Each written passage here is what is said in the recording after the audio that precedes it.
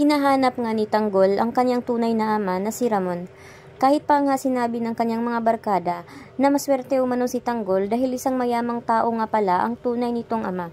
Subalit ay nang nakita nga niya ito, ay nagalit nga siya dito dahil alam niyang ito nga si Ramon Montenegro umano ay isa sa dahilan kung bakit umano namatay nga itong si Mokang na kanyang pinakamamahal.